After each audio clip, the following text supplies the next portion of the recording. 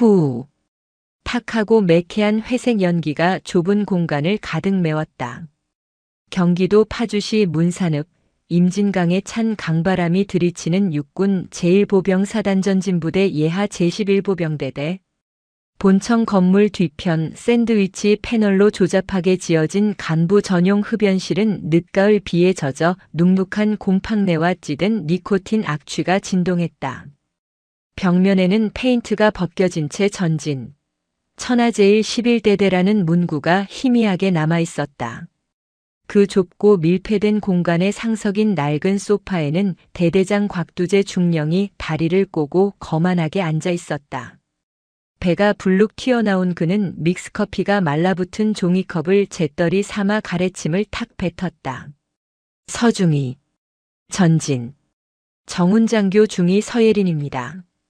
서예린은 절도 있게 경례 구호를 붙이며 부동자세를 취했다. 하지만 곽두제는 그녀의 경례를 받는 둥 마는 둥 비릿한 웃음을 흘리며 누런 니코틴 낀 이빨을 드러냈다.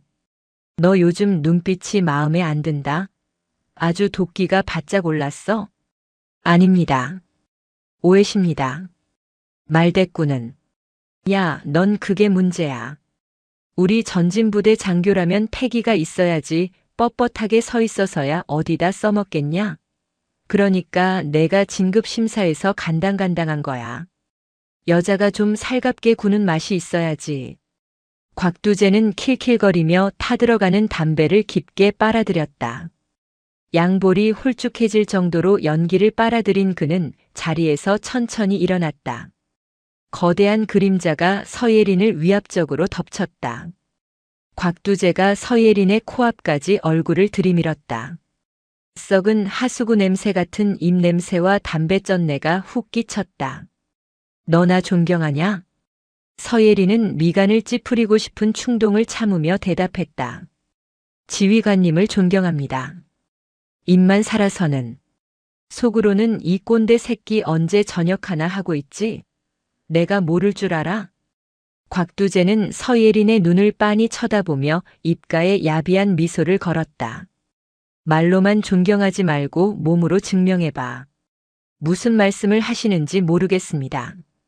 날 존경하는 만큼 내가 뱉은 이 담배 연기 내 입으로 다 마셔보라고. 서예린의 눈동자가 심하게 흔들렸다.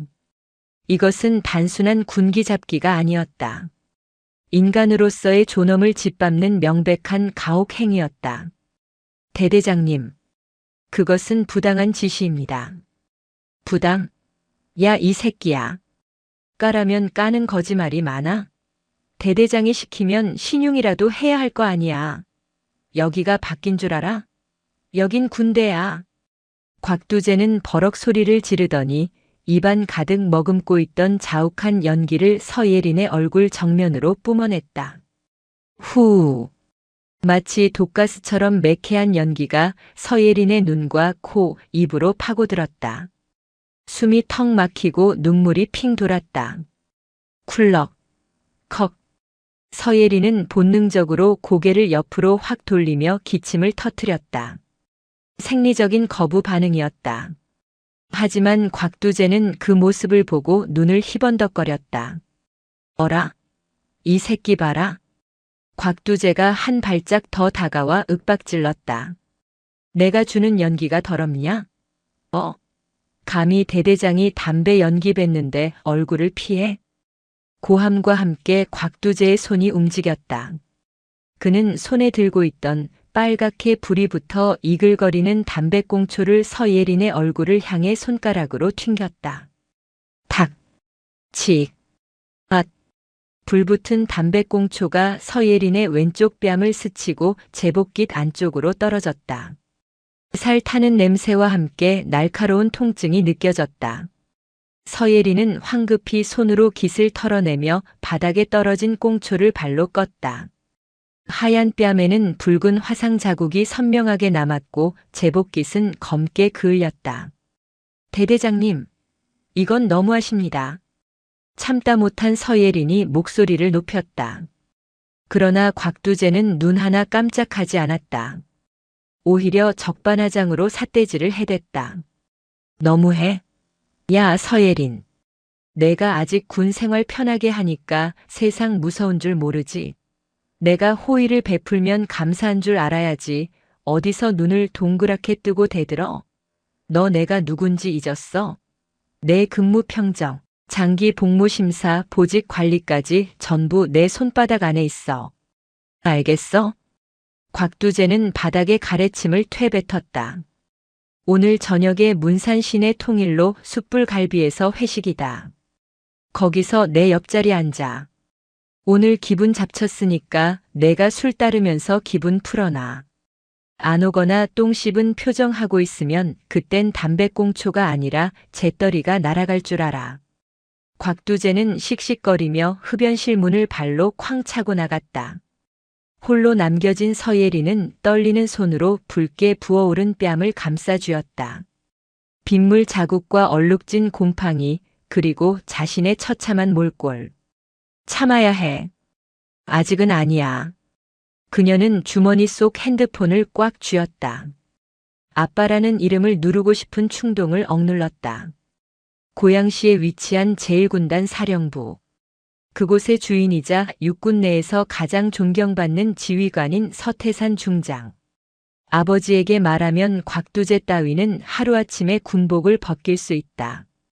하지만 그녀는 아버지의 후광 없이 전진부대의 당당한 장교가 되겠다고 맹세했었다. 내 방식대로 갚아줄 거야. 뼈저리게 후회하게 만들어주겠어. 서예린의 눈빛이 차갑게 가라앉았다. 그것은 체념이 아닌 사냥감을 노리는 맹수의 눈빛이었다. 문산읍 내의 숯불갈비집. 저녁 회식 자리는 지옥이었다. 자자 서중희. 대대장님 잔 비었다. 전진 구호 외치면서 한 잔 따라드려. 작전과장의 호통에 서예리는 무거운 소주병을 들었다. 곽두재는 얼굴이 시뻘겋게 달아올라 젓가락으로 불판을 두드리고 있었다. 아이고, 우리 서중희. 낮에는 그렇게 도도하더니 술자리 오니까 좀 낫네. 그래, 여자는 이렇게 조신하게 술 따르는 맛이 있어야지. 곽두재는 서예린이 따르는 술을 받으며 식탁 밑으로 손을 뻗어 서예린의 허벅지를 쓱 문질렀다. 서예린이 소스라치게 놀라 몸을 뒤로 뺐다. 그러자 곽두재의 표정이 순식간에 굳어졌다. 뭐야? 사람 무안하게. 야, 내가 널 여자로 보냐?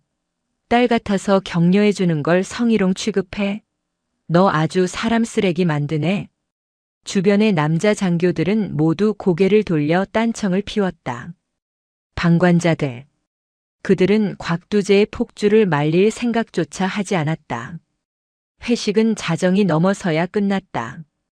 곽두재는 끝까지 서예린에게 2차 노래방을 강요했지만 그녀가 몸이 안 좋다는 핑계로 도망치듯 빠져나오면서 간신히 위기를 모면했다.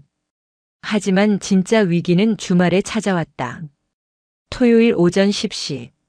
서예린의 핸드폰이 진동했다. 곽두재였다. 서중희, 주말인데 뭐하냐? 파주 선율이 내 관사로 좀 와라. 빨래랑 청소할게 산더미네. 사모님 친정 갔으니까 부담 갖지 말고. 오면 근무 평정 잘 챙겨줄게. 안 오면 알지? 명백한 사적 지시이자 권력형 성폭력의 전조였다. 서예린은 문자를 보자마자 헛구역질이 올라왔다. 대대장이 부하 여군을, 그것도 아내가 없는 빈집으로 주말에 부른다. 의도는 뻔했다. 하지만 그녀는 도망치지 않았다. 오히려 이것을 기회로 삼기로 했다. 그녀는 책상 서랍 깊숙한 곳에서 펜 모양의 초소형 녹음기를 꺼냈다. 파주시 문산읍 선율이 군인 아파트 102동 305호. 곽두재의 관사. 초인종을 누르자 문이 벌컥 열렸다. 곽두재는 러닝셔츠 차림의 사각 팬티만 입고 있었다. 어우, 우리 서중이 왔어? 생각보다 일찍 왔네. 집 안에서는 퀴퀴한 호라비 냄새와 썩은 음식물 냄새가 진동했다. 전진. 청소 지시 받고 왔습니다. 서예린은 가슴 주머니에 꽂힌 펜 녹음기의 작동 버튼을 몰래 눌렀다. 그래, 들어와. 신발 벗고.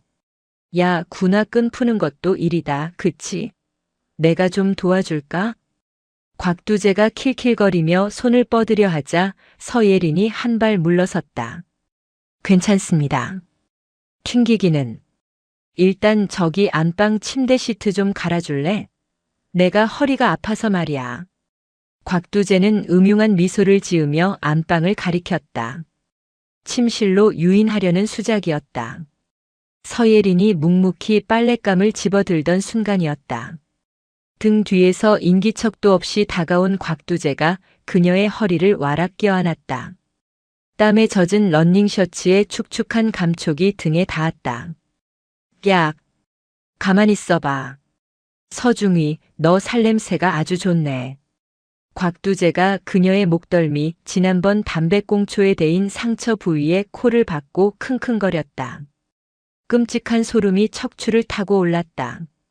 대대장님, 이러지 마십시오. 서예린은 있는 힘껏 곽두재를 밀쳐냈다. 곽두재가 엉덩방아를 찌우며 뒤로 넘어졌다. 이 미친년이. 곽두재의 얼굴이 불그락푸르락해졌다. 그는 벌떡 일어나 손을 치켜들었다. 내가 좋게 좋게 대해주니까 기어올라. 내가 너 예뻐서 좀 만져주겠다는데 그게 그렇게 비싸게 굴 일이야? 지금 이 상황 전부 보고하겠습니다. 사적인 공간에서의 신체 접촉, 업무 외 부당 지시. 더 이상은 못 참습니다. 서예린이 노려보며 쏘아붙였다. 곽두재는 멈칫하더니 이내 비열하게 웃었다. 보고 해봐. 누가 믿어주나 보자. 야, 젊은 여군 장교가 주말에 팬티 바람인 대대장 방에 제 발로 들어왔다. 사람들이 뭐라고 할 것 같냐? 내가 날 꼬시러 왔다가 안 되니까 무고한다고 생각 안 할까? 증거 있어? 곽두재는 의기양양하게 소파에 앉았다. 너 오늘부로 군 생활 꼬인 줄 알아. 내일 출근해서 보자. 아주 지옥을 맛보게 해줄 테니까. 서예린은 입술을 꽉 깨물고 관사를 뛰쳐나왔다. 심장이 터질 것 같았지만 가슴 주머니 속에 녹음기는 뜨겁게 달아오르고 있었다. 확실한 물증. 이제 곽두재의 목을 죄일 밧줄은 준비되었다. 월요일 아침. 11대대 지휘통제실은 싸늘했다. 곽두재는 이미 손을 써놓았다. 주말 내내 참모들에게 전화를 돌려 서예린에 대한 헛소문을 퍼뜨린 것이다. 서중희가 진급에 눈이 멀어서 나한테 몸 로비를 하려더군. 주말에 내 관사까지 찾아왔어.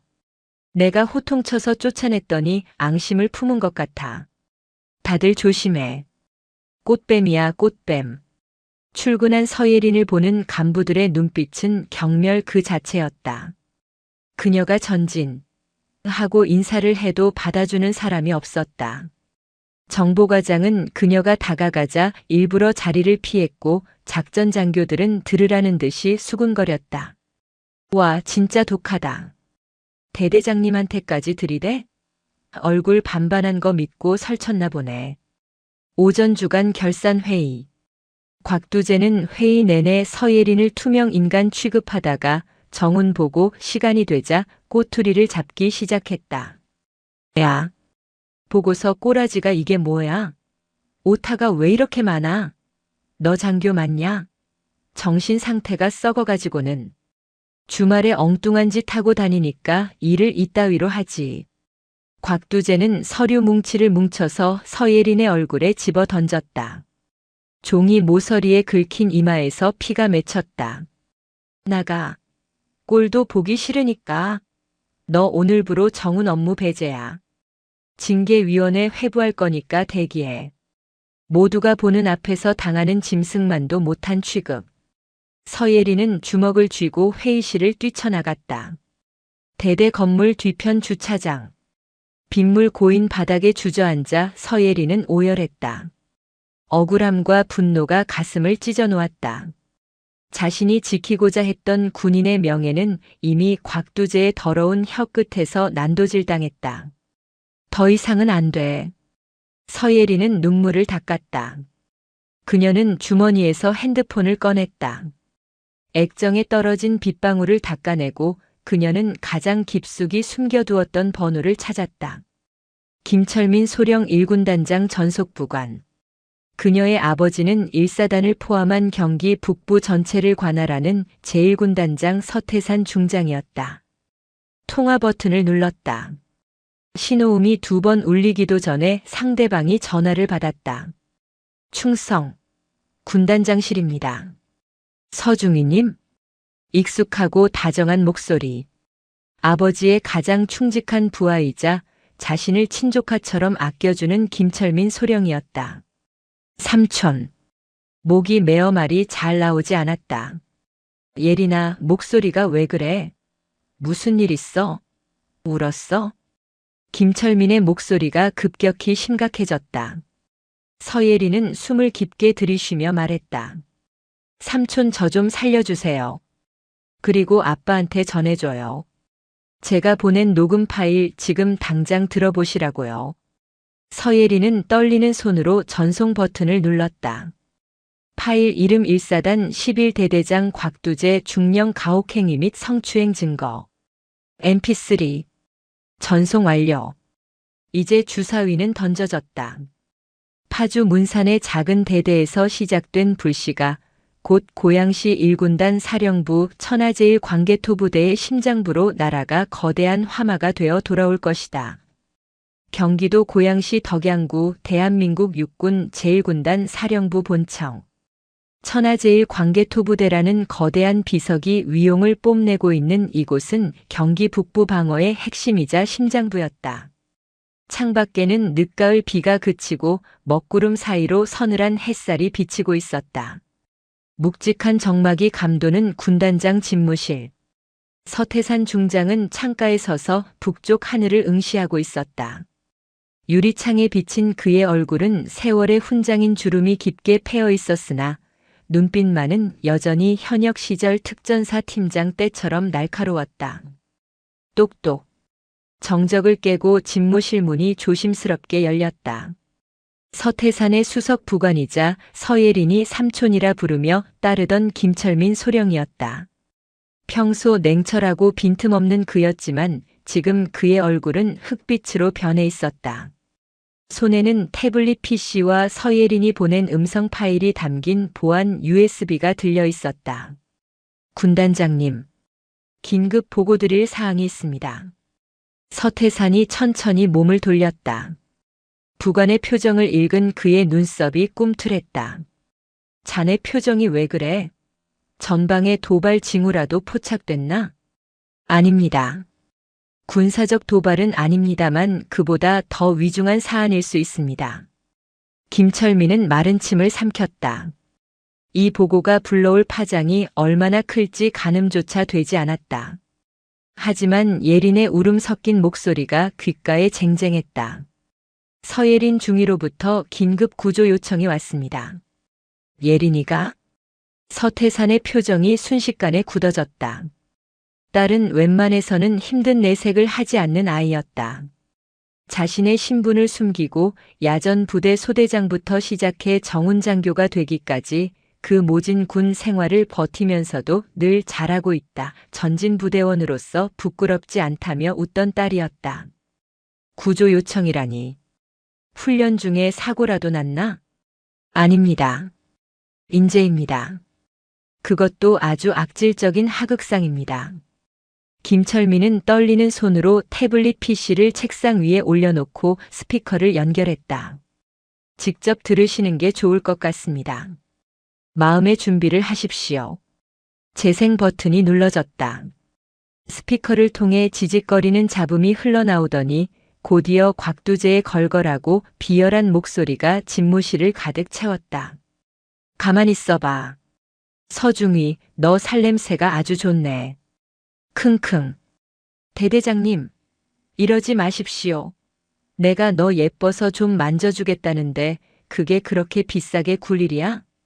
야, 젊은 여군 장교가 주말에 팬티 바람인 대대장 방에 제 발로 들어왔다.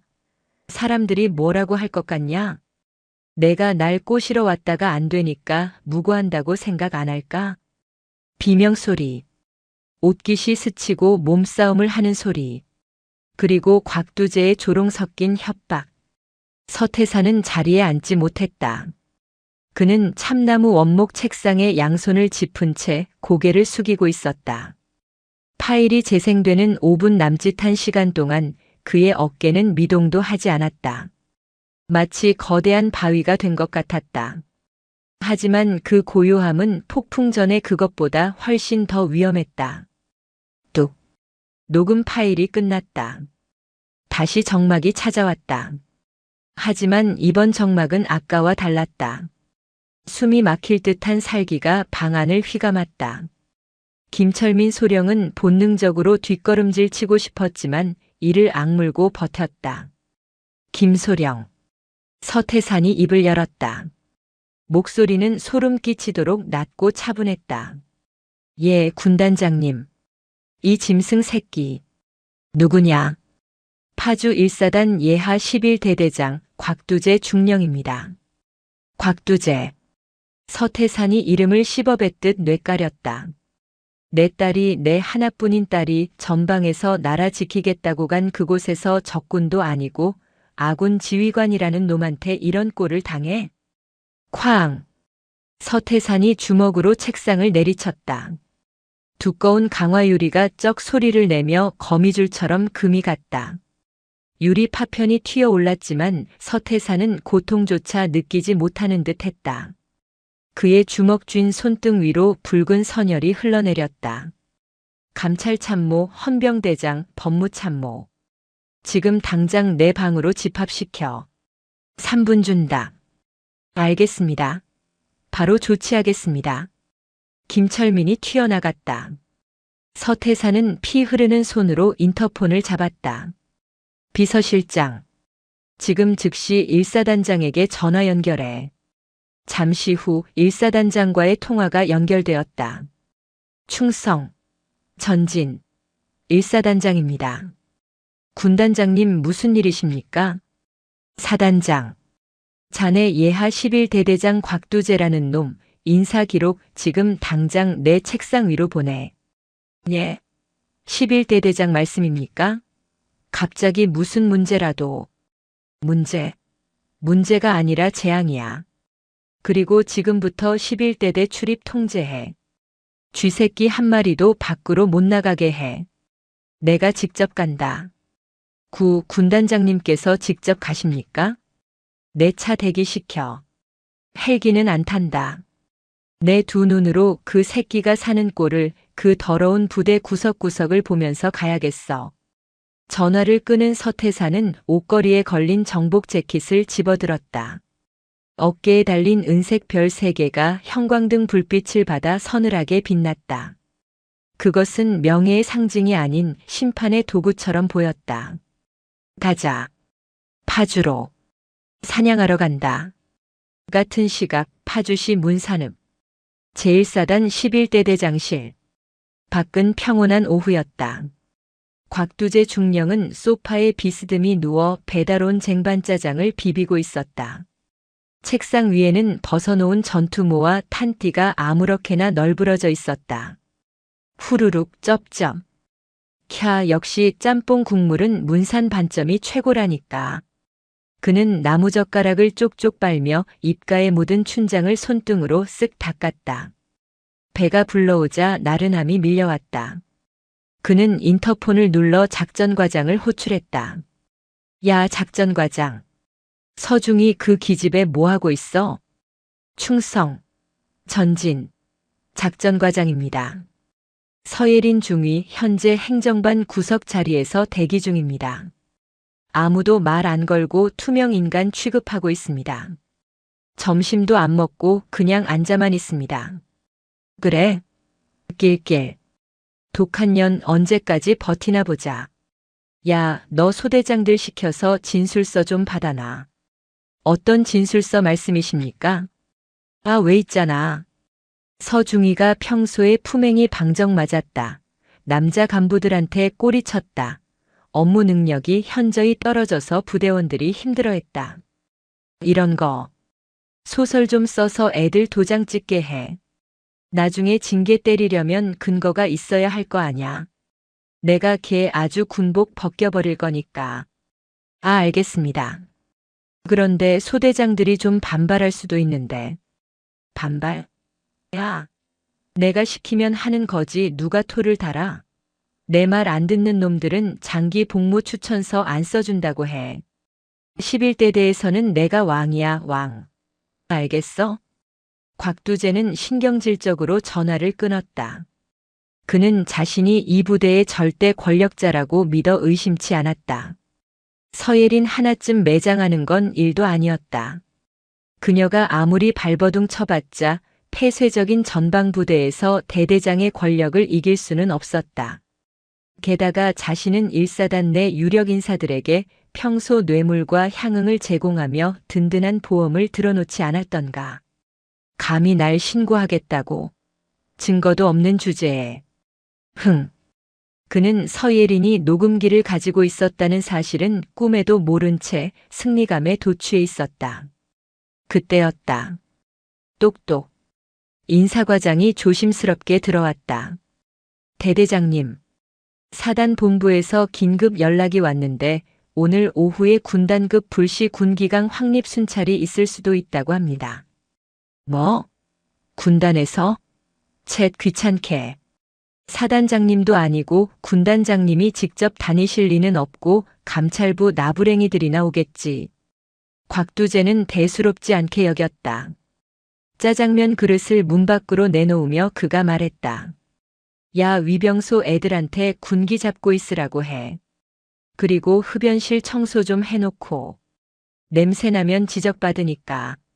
아, 서중이는 눈에 안 띄게 어디 창고 같은 데 처박아둬. 재수 없으니까. 알겠습니다. 오후 2시 30분. 부대 위병소 앞 도로. 헌병 완장을 찬 병사들이 잡담을 나누고 있을 때였다. 저 멀리 자유로를 타고 들어오는 문산 읍내 방향에서 검은색 차량 행렬이 모습을 드러냈다. 일반적인 순찰 차량이 아니었다. 선두에는 군단 헌병대의 대형 오토바이 사이드카가 번쩍이며 길을 텄고 그 뒤로 검은색 지휘관 세단 그리고 작전 차량과 헌병 수송 버스가 줄지어 달려오고 있었다. 땅이 울리는 듯한 웅장한 진동. 위병 조장이 쌍안경을 들었다가 기겁하며 떨어뜨렸다. 야야! 비상 걸어. 왜 그러십니까? 사단장님 오십니까? 아니야. 별이 3개야. 빨간색 성판. 3스타라고. 네. 위병소의 비상벨이 요란하게 울렸다. 전방에 성판 출현. 1군단장님 입장하십니다. 전원 위치로. 부대 기상. 지휘 통제실 스피커를 통해 다급한 방송이 흘러나왔다.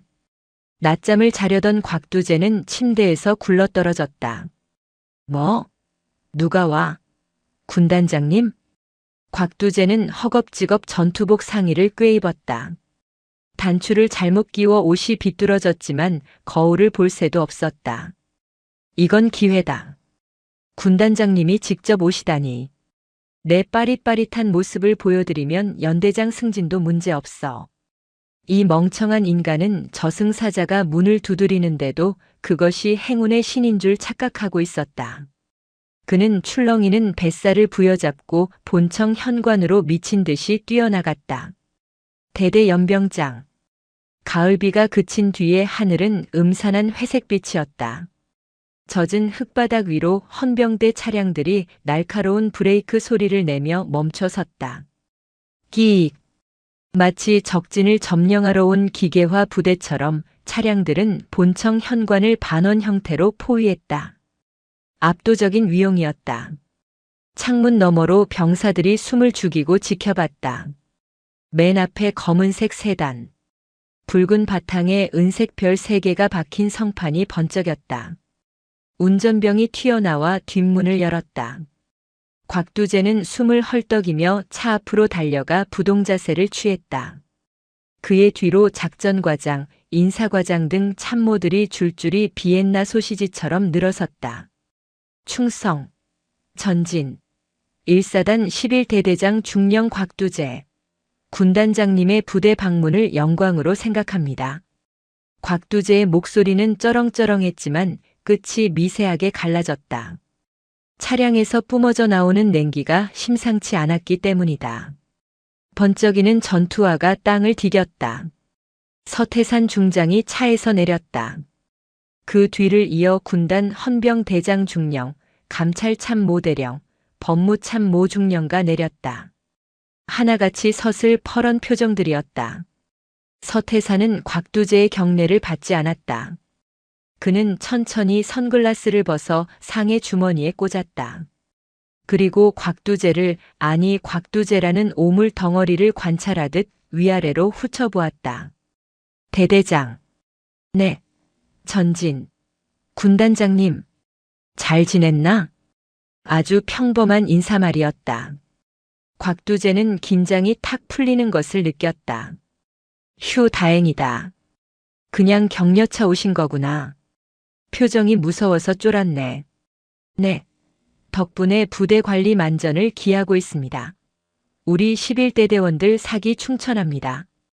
곽두재는 넉살 좋게 웃으며 대답했다. 서태산의 입꼬리가 아주 미세하게 비틀렸다. 그것은 웃음이 아니었다. 사기 충천이라. 그래, 부대에서 냄새가 나는군. 아, 예. 비가 와서 좀 눅눅합니다. 바로 청소시키겠습니다. 아니, 곰팡이 냄새 말고 짐승 썩은 내가 나. 서태산은 곽두재를 지나쳐 본청 건물 쪽으로 성큼성큼 걸어갔다. 곽두재는 당황하여 뒤를 따랐다. 구 군단장님, 지휘 통제실로 모시겠습니다. 브리핑 준비하겠습니다. 필요 없다. 대대장실로 간다. 예. 아, 네. 알겠습니다. 서태산은 거침없이 복도를 걸었다. 복도에서 마주친 병사들이 기겁하며 벽에 붙어 전진. 을 외쳤지만 그는 눈길도 주지 않았다. 그의 목표는 오직 하나였다. 그런데 대대장실로 가던 중 서태산의 발걸음이 우뚝 멈췄다. 그가 멈춘 곳은 본청 건물 뒤편으로 나가는 작은 출입문 앞이었다. 그 문 너머에는 샌드위치 패널로 지어진 흡연실이 있었다. 서태산이 그쪽을 뚫어지게 응시했다. 저기가 흡연실인가? 곽두재가 흠칫 놀랐다. 아, 예. 간부 흡연실입니다. 시설이 좀 낙후되어서 저기서 담배 피우는 걸 좋아하나 보지. 부하들에게 연기 뿜는 것도 좋아하고. 예. 곽두재의 심장이 덜컥 내려앉았다. 뭔가 이상했다. 군단장이 왜 하필 흡연실을 콕 집어서 그것도 연기 뿜는 것을 언급한단 말인가. 서태산은 대답을 듣지 않고 다시 걸음을 옮겼다. 곽두재는 등줄기에 식은땀이 흐르는 것을 느끼며 뒤따랐다. 대대장실 문이 열렸다. 방 안에는 여전히 짜장면 냄새가 미쳐 빠지지 않아 퀴퀴했다. 서태산은 안으로 들어가지 않고 문턱에 서서 방 안을 둘러보았다. 바닥에 굴러다니는 슬리퍼, 정리되지 않은 서류 더미. 이게 일선 대대장의 집무실인가? 돼지우리와 다를 게 없군. 서태산의 목소리가 낮게 깔렸다. 죄송합니다. 점심 식사 후 잠시 정비 중이었습니다. 정비? 이건 정비가 아니라 방치지. 서태산은 대대장 책상이 아닌 손님용 소파 맞은편 의자에 앉았다. 그리고 손가락 하나를 까딱였다. 헌병대장. 예, 군단장님. 뒤따라온 군단 헌병대장이 앞으로 나섰다. 이 방 압수수색해. 서류, PC, 개인 사물함까지. 쥐새끼 한 마리도 놓치지 말고 다 뒤져. 특히 책상 서랍 이중장부 반드시 찾아내. 알겠습니다. 헌병대 진입해. 예. 곽두재의 눈이 튀어나올 듯 커졌다. 구 군단장님, 이게 무슨 말씀이십니까? 압수수색이라니요. 제가 뭘 잘못했습니까? 사단장님 보고도 없이 이러시면. 절차? 서태산이 천천히 고개를 들었다. 그의 눈에서 푸른 불꽃이 튀었다. 내 놈이 내 부하 장교에게 저지른 짓은 절차에 맞는 짓이었나? 네. 그게 무슨... 작전과장. 서태산이 벼락같이 소리쳤다. 문 밖에서 떨고 있던 작전과장이 튀어들어왔다. 전진. 작전과장 소령 박동수입니다. 정훈 장교 서예린 중위. 지금 당장 데려와. 1분 준다. 안 오면 내 놈 옷벗을 각오해. 곽두재는 그제야 사태의 심각성을 깨달았다. 서예린. 그년이 기어코 일을 저질렀구나. 하지만 그는 끝까지 발뺌할 생각이었다. 자, 작전과장. 서중이 아프잖아. 의무대에 있다고 말씀드려. 곽두재가 다급하게 눈짓을 보냈다. 하지만 작전과장은 서태산이 뿜어내는 살기에 이미 압도되어 있었다. 그는 곽두재의 눈빛을 외면했다. 아닙니다. 서중이 현재 행정반 대기 중입니다. 바로 데려오겠습니다. 작전과장이 뛰쳐나갔다. 곽두재는 다리에 힘이 풀려 주저앉을 뻔했다. 망했다. 하지만 부인하면 돼. 증거 없잖아. 군단장도 내 말보다 일개중이 말을 더 믿진 않을 거야. 난 연대장 라인도 잘 타놨으니까. 그래, 서예린을 정신 이상자로 몰아가자. 그는 끝까지 착각의 끈을 놓지 않고 스스로 파멸의 구렁텅이로 기어들어가고 있었다. 똑똑. 대대장실의 문을 두드리는 소리가 정적을 깼다. 방 안에 있던 모든 사람의 시선이 문으로 쏠렸다. 곽두재 중령은 마른 침을 삼켰다. 제발 서예린이 겁을 먹고 아무 말도 못하기를, 혹은 작전과장이 눈치껏 그녀를 입단속시켰기를 빌었다. 문이 열리고 서예린 중위가 들어왔다. 그녀의 모습은 처참했다. 며칠간 이어진 마음고생으로 얼굴은 헬쑥했고 이마에는 아까 곽두재가 던진 서류철에 긁힌 상처가 붉게 부어올라 있었다. 왼쪽 뺨에는 화상 자국을 가리기 위한 하얀 거즈가 붙어 있었다. 하지만 그녀의 전투복은 칼날처럼 다려져 있었고 눈빛만은 죽지 않고 살아 있었다. 그것은 굴복하지 않은 군인의 눈빛이었다. 서예린은 방 안의 풍경을 보고 잠시 멈칫했다. 헌병 수사관들이 집무실을 뒤집어 엎고 있었고 곽두재는 사색이 되어 구석에 몰려 있었다. 그리고 그 가운데 자신이 세상에서 가장 존경하고 사랑하는 남자 아버지가 앉아 있었다. 전진. 정훈 장교 중위 서예린입니다. 서예린은 서태산 중장을 향해 경례했다. 목소리가 가늘게 떨렸지만 끝까지 구호를 외쳤다. 곽두재가 먼저 선수를 쳤다. 그는 지금이 아니면 기회가 없다고 생각했다. 야, 서중이. 너 군단장님께 무슨 헛소리를 한 거야? 내가 언제 너한테 가혹행위를 했다고 그래? 훈계 좀 한 거 가지고 이러기야? 곽두재는 서태산을 보며 비굴하게 웃었다. 손을 비비는 모양새가 파리 같았다. 군단장님, 얘 보십시오. 평소에도 피해의식이 심해서 부대원들이 아주 힘들어합니다. 제가 오죽하면 따로 불러서 타이르기까지 했겠습니까? 이게 다 오해입니다, 오해. 입 닥쳐. 서태산이 나지막이 말했다. 그 목소리에는 감정이 실려 있지 않아 더 공포스러웠다. 곽두재의 입이 자석에 붙은 듯 합 다물어졌다. 서태산은 천천히 자리에서 일어났다. 그가 한 걸음씩 서예린에게 다가갔다. 곽두재는 내심 기대했다. 그래, 군단장님 성격 불같다더니 군기 빠진 부하를 직접 조인트라도 까주시려나 보다. 서예린, 너 오늘 죽었다. 서태산이 서예린의 코앞에 멈췄다. 180cm가 넘는 거구의 그림자가 서예린을 감쌌다. 서예린은 고개를 푹 숙였다. 참았던 서름이 북받쳐 올라 눈물이 바닥으로 툭툭 떨어졌다. 전투와 코가 눈물로 젖어 들어갔다. 서태산의 거칠고 투박한 손이 올라갔다. 그리고 곽두재의 예상과 달리 그 손은 서예린의 떨리는 어깨를 부드럽게 감싸 안았다. 다른 한 손으로는 거즈가 붙은 딸의 뺨을 조심스럽게 어루만졌다. 많이 아팠겠구나. 지휘관의 명령조가 아니었다. 가슴이 미어지는 피를 토하는 심정의 아버지의 목소리였다. 대대장실의 공기가 정지했다. 곽두재는 자신의 귀를 의심했다. 방금 뭐라고? 아팠겠구나? 서예린이 고개를 들었다. 눈물 범벅이 된 얼굴로 그녀가 입을 열었다. 아빠. 곽두재의 눈알이 뒤집힐 듯 커졌다. 턱이 빠질 듯 벌어졌다. 심장이 멈추는 것 같았다. 아, 아빠. 서예린은 그제야 참았던 울음을 터뜨리며 아버지의 품에 안겼다. 서태사는 딸을 꽉 껴안으며 등을 토닥였다. 미안하다. 아빠가 너무 늦게 왔다.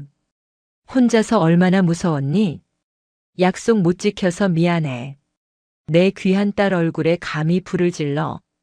서태산의 시선이 서예린의 어깨에 넘어 곽두재를 향했다. 그 눈빛은 이제 인간의 것이 아니었다. 자식을 건드린 적을 찢어 죽이려는 맹수의 형형한 안광이었다. 곽두재. 예. 그게 아니오라. 곽두재는 뒷걸음질 쳤다.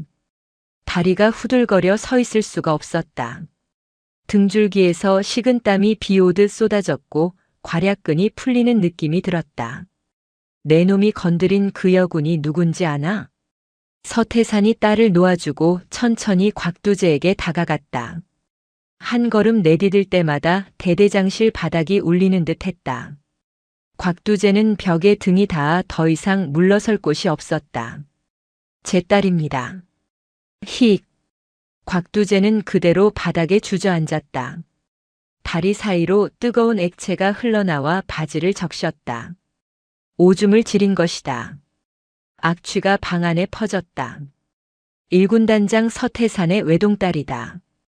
아비 빽쓰기 싫다고 신분을 숨기고 최전방에서 고생하겠다는 기특한 내 자식이다. 그런데 내 놈이 그 얼굴에 담배꽁초를 던져 팬티 바람으로 성추행을 해? 군단장님, 잘못했습니다. 저는 몰랐습니다. 정말 몰랐습니다. 죽을 죄를 지었습니다. 한 번만 살려주십시오. 곽두재는 바닥에 머리를 쳐박고 빌기 시작했다. 이마가 찢어질 정도로 쿵쿵 찧었다. 몰랐으면 부하 여군을 그렇게 짓밟아도 되는 건가? 장군의 딸이 아니면 힘없는 하사나 중이면 그렇게 가지고 놀아도 된다고 생각했나? 서태산의 분노가 폭발했다. 그는 신고 있던 군화발로 곽두재의 어깨를 걷어찼다. 곽두재가 비명과 함께 뒤로 나뒹굴었다. 서태산은 쓰러진 곽두재의 멱살을 잡아 일으켜 세웠다. 잘 들어라. 난 오늘 군단장이 아니라 피눈물 흘리는 아비로서 여기 왔다. 넌 군법이 정한 가장 고통스러운 길을 가게 될 거다. 그는 옆에 서 있던 김철민 소령에게 손을 뻗었다. 김철민이 묵직한 서류 봉투를 건넸다. 긴급 체포영장이다. 서태산이 영장 서류를 곽두재의 얼굴에 패대기 쳤다. 종이들이 눈처럼 흩날리며 곽두재의 땀 범벅이 된 얼굴을 때렸다. 군형법 위반, 특수폭행, 가혹행위, 위력에 의한 성추행, 직권남용, 협박, 그리고 헌병대가 방금 찾아낸 내놈 책상 및 이중장부에 적힌 부식비 횡령까지. 아주 종합 선물 세트더군. 살려주십시오. 군단장님, 제가 11대대를 위해 얼마나 헌신했는데요.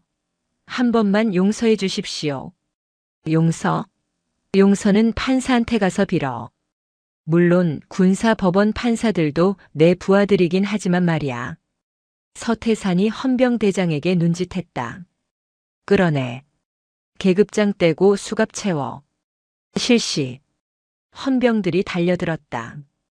그들은 곽두재의 양팔을 뒤로 꺾고 중령 계급장이 달린 견장을 거칠게 뜯어냈다. 우두둑 소리와 함께 계급장이 바닥에 나뒹굴었다. 으악! 이거 나 대대장이야. 1사단 11대대장이라고. 내가 누군지 알아. 닥쳐. 이 성범죄자 새끼야. 헌병대장이 곽두재의 손목에 차가운 은팔찌를 채웠다. 철컥. 그 소리는 곽두재의 인생이 끝나는 종소리였다. 서예리는 아버지의 등 뒤에서 그 광경을 지켜보았다. 눈물 젖은 그녀의 눈에 바닥에 질질 끌려가는 곽두재의 비참한 뒷모습이 들어왔다. 돼지 멱다는 소리를 지르며 끌려가는 그 모습은 더 이상 공포의 대상이 아니었다. 그저 추악한 범죄자일 뿐이었다. 끝났다, 예린아. 서태산이 다시 딸을 돌아보았다. 그의 얼굴에서 살기가 사라지고 다시 자애로운 아버지의 표정이 돌아왔다. 그는 손수건을 꺼내 딸의 눈물을 닦아주었다. 이제 집에 가자. 엄마가 알면 기절하겠지만 오늘은 아빠랑 같이 가자. 서태산은 딸의 어깨를 감싸고 대대장실을 나섰다. 복도에 도열해 있던 11대대 간부들과 병사들은 숨을 죽인 채 끌려가는 곽두재와 그 뒤를 따르는 서태산 부녀를 바라보았다. 그들의 눈에는 경악과 함께 서예린을 향한 미안함과 경외심이 서려 있었다. 경기도 고양시 제1군단 헌병대 수사과 유치장. 지하 1층에 위치한 이곳은 햇빛 한 점 들지 않는 음습한 곳이었다.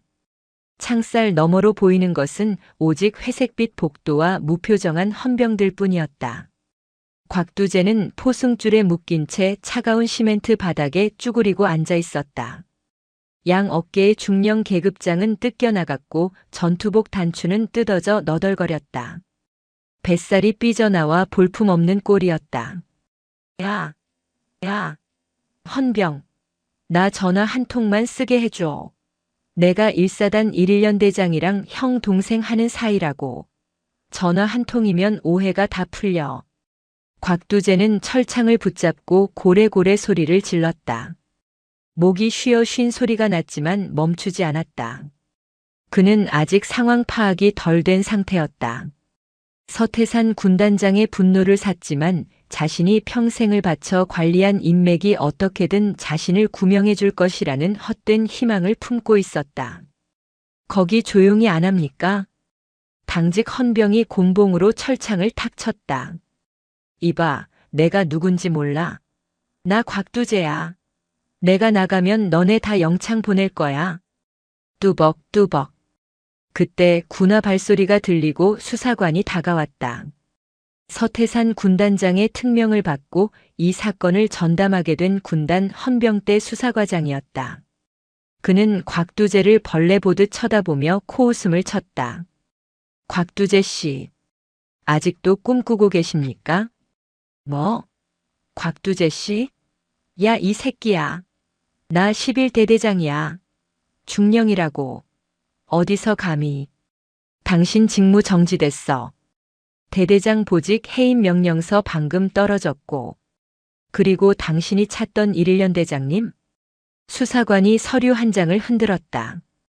방금 참고인 조사받고 가셨는데 당신이랑은 업무 외에 사적인 교류가 전혀 없었다고 진술하시던데? 오히려 당신이 평소에 부대 운영비를 횡령하는 것 같았다고 제보까지 하고 가셨어. 뭐라? 곽두재의 눈동자가 흔들렸다. 그럴 리가 없었다. 지난주에도 파주 운정신도시 룸살롱에서 형님 아우하며 양주를 까고 폭탄주를 말아 마셨는데 2차 비용까지 자신이 다 계산했는데. 거짓말. 그 형님이 나를 모른 척할 리가 없어. 내가 갖다 바친 돈이 얼만데. 아, 뇌물공여 자백하시는 겁니까? 여기 녹음되고 있는 거 아시죠? 수사관이 비릿하게 웃으며 소형 녹음기를 들이밀었다. 아니, 그게 아니고. 그제야 곽두재는 깨달았다. 자신이 잡은 줄이 썩은 동아줄이었다는 것을. 상대는 1군단장이자 차기 육군 참모총장 후보인 서태산이다. 그리고 피해자는 그의 외동딸이다. 엮이는 순간 자신들도 군복을 벗어야 한다는 걸 알기에 평소 호형호재하던 선후배들이 빛보다 빠르게 손절한 것이다. 그날 오후 본격적인 신문이 시작되었다. 조사실 테이블 위에는 서예린이 제출한 녹음 파일 분석 결과와 곽두재의 차명 계좌 내역, 그리고 대대장실 압수수색에서 나온 이중장부 병사들이 작성한 진술서가 산더미처럼 쌓여 있었다. 피의자 곽두재. 11대대 부식비 횡령 5천만 원, 병사복지기금 유용 2천만 원. 그리고 서예린 중위에 대한 상습적인 성추행 및 특수폭행. 인정합니까? 군 검찰관의 서늘한 질문에 곽두재는 식은땀을 줄줄 흘렸다. 아닙니다. 억울합니다. 횡령은 관행이었고 서중이 일은 그래. 내가 딸 같아서 좀 친근하게 대한다는 게 오해를 산 겁니다. 내가 걔를 때리길 했어? 강간을 했어? 그냥 훈육 차원에서 담배 연기 좀 뿜은 거 가지고 너무한 거 아닙니까? 반성의 기미가 전혀 없군요. 검찰관은 혀를 차며 노트북 화면을 돌려주었다. 화면에는 곽두재가 서예린의 관사에서 했던 말들이 자막과 함께 재생되고 있었다. 야, 젊은 여군 장교가 주말에 팬티 바람인 대대장 방에 제 발로 들어왔다. 사람들이 뭐라고 할 것 같냐? 이게 딸 같은 부하에게 할 소리입니까? 이건 명백한 협박이자 위력에 의한 간음 시도입니다. 그건 농담으로. 당신이 농담이라고 주장하는 그 피해자가 진짜 누구 딸인지 아직도 실감이 안 나나 보네. 서태산 군단장님께서 변호사 선임하셨습니다. 국내 3대 로펌의 군 법무관 출신 전담팀입니다. 당신은 이제 법적으로 뼈도 못 추릴 겁니다. 하베, 꿈도 꾸지 마십시오. 곽두재는 그제야 덜덜 떨며 고개를 떨구었다. 거대한 벽이 자신을 짓누르는 공포. 파주 문산의 제왕으로 군림하며 부하들을 노예처럼 부리던 11대 대장의 말로는 시궁창 쥐보다 못했다. 그는 책상 밑으로 손을 떨며 흐느꼈지만 그 눈물은 반성이 아닌 자기 연민일 뿐이었다. 겨울이 시작될 무렵 1군단 보통군사법원 대법정. 방청석은 발 디딜 틈이 없었다. 사건의 전말이 언론에 보도되면서 전 국민적인 공분이 일어났기 때문이었다. 아버지 몰래 최전방 갔던 장군의 딸 악질 대대장에게 가혹행위 당해 파주 11대 대장의 두 얼굴, 횡령과 성추행의 왕국. 이런 자극적인 헤드라인은 연일 뉴스를 도배했고 시민단체와 예비역 단체들이 법원 앞에서 시위를 벌이고 있었다. 피고인석에 앉은 곽두재는 푸른색 수의를 입고 있었다. 2달 사이에 살이 15kg은 빠져 퀭한 몰골이었고 머리는 하얗게 새어 있었다. 그는 방청석을 힐끔거렸지만 아내와 자식들은 오지 않았다. 이미 이혼 소송 서류만 그에게 날아온 상태였다. 피고인 곽두재는 부하인 피해자를 보호하고 지휘해야 할 의무를 저버리고 자신의 지위를 이용하여 지속적으로 괴롭히고 성적 수치심을 주었습니다. 또한 국민의 혈세를 횡령하여 사리사욕을 채웠습니다. 이에 검찰은 징역 7년을 구형합니다. 군 검찰관의 구형에 방청석이 술렁거렸다. 저런 죽일 놈 7년도 적다. 평생 감옥에서 썩게 해야지. 증인석에 서예린 대위진가 섰다. 그녀는 사건 이후 승진 예정자가 되어 있었다. 정복을 단정하게 입은 그녀의 왼쪽 뺨 화상 자국은 옅어졌지만 여전히 붉은 흔적으로 남아 있었다. 증인. 피고인은 최후 진술에서 훈육 차원이었다고 주장하는데 이에 대해 어떻게 생각합니까? 판사의 질문에 서예린은 고개를 돌려 곽두재를 똑바로 쳐다보았다. 곽두재는 그녀의 눈을 마주치지 못하고 고개를 숙였다. 훈육은 부하를 올바른 길로 이끄는 것입니다. 하지만 피고인은 저를 인격체가 아닌 자신의 욕망을 채우는 도구와 화풀이 대상으로 삼았습니다.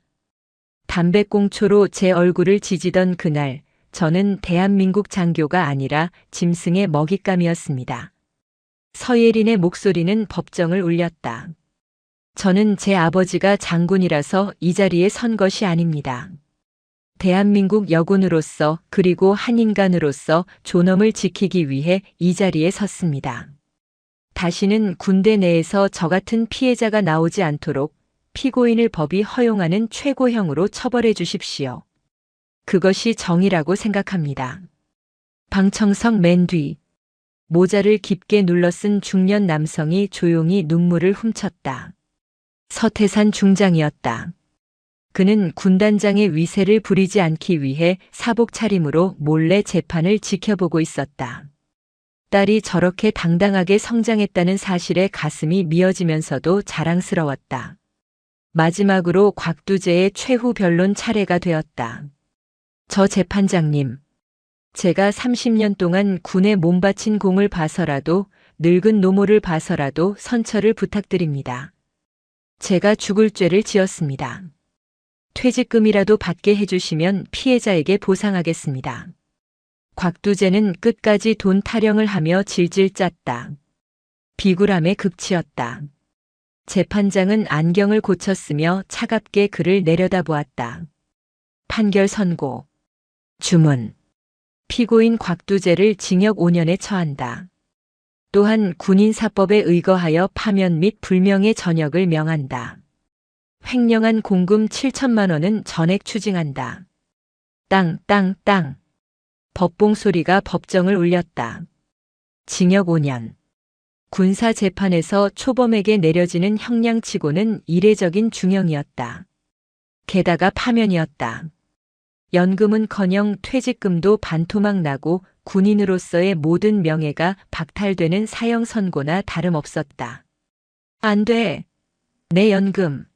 내 돈. 곽두재는 그 자리에 주저앉아 절규했다. 판사님, 너무합니다. 제가 나라를 위해 얼마나 고생했는데. 이럴 수는 없습니다. 끌어내. 재판장의 짧은 지시에 교도관들이 달려들었다. 곽두재는 짐짝처럼 들려나갔다. 이거나. 서중이. 아니 서대위님. 한 번만 봐줘. 우리 정을 생각해서라도. 아버지한테 말 좀 잘해줘. 마지막까지 추악하게 매달리는 곽두재의 비명소리가 복도로 멀어졌다. 서예리는 그 모습을 끝까지 지켜보았다.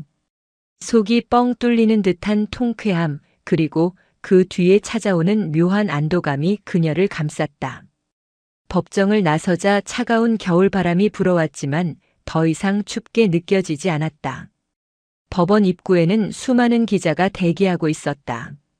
서예린 대위님, 한 말씀 부탁드립니다. 판결에 만족하십니까? 서예린은 마이크 앞에 당당히 섰다. 죄를 지은 자는 벌을 받습니다. 그것이 계급장이 무엇이든 간에 변하지 않는 진리입니다. 저는 오늘 그 진리를 확인했습니다. 감사합니다. 그녀는 짧게 답하고 저 멀리서 자신을 기다리는 검은색 세단을 향해 걸어갔다.